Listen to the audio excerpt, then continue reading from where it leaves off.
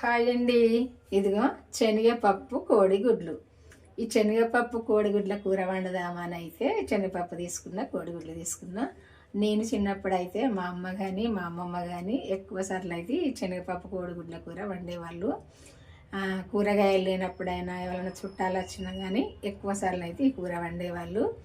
ఎందుకంటే అప్పుడు ఊళ్ళలో చికెన్ మటన్ దొరకపోవు కదా, అందుకే ఎక్కువ కోడిగుడ్ల కూరే వండేవాళ్ళు. శనగపప్పు కోడిగుడ్లు అయినా ఉల్లిగడ్డ కోడిగుడ్లు అయినా ఇట్లా వండేవాళ్ళు. ఈ శనగపప్పు కోడిగుడ్ల కూర అయితే అమ్మ కానీ అమ్మమ్మ కానీ వండుతారైతే కమ్మగా ఉండేది. మేమైతే శుభ్రంగా తినేవాళ్ళము.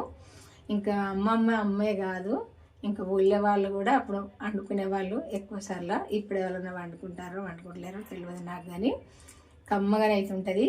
ఈ కూర అయితే వండి మన ఛానల్లో వీడియో పెడతా, మీరైతే చూడండి, చూసి మీరు కూడా వండుకోండి. ఫస్ట్ అయితే శనగపప్పును అయితే 2 సార్లు అయితే వాటర్ వేసి కడుగుదాము. ఎందుకంటే ఇప్పుడైతే టమాటో శనగపప్పు అయినా బీరకాయ శనగపప్పు వండుకునే వాళ్ళు కూడా నానబెట్టి వండుకుంటారు.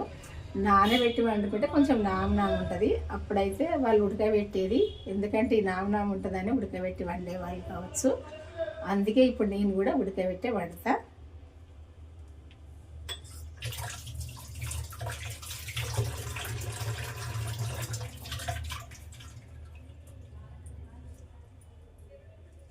ఇట్లా 2 సార్లు వాటర్ శుభ్రంగా కడుక్కొని ఒక గిన్నె తీసుకొని ఆ గిన్నెలు వేసుకొని కొంచెం వాటర్ పోసుకొని ఉడిపించుకొని వండుకోవాలి. వాటర్ వంపుకొని నేనైతే ఈ కూర అయితే వండి వీడియో పెడతా కదా, చూడండి, మీరు కూడా వండుకోండి.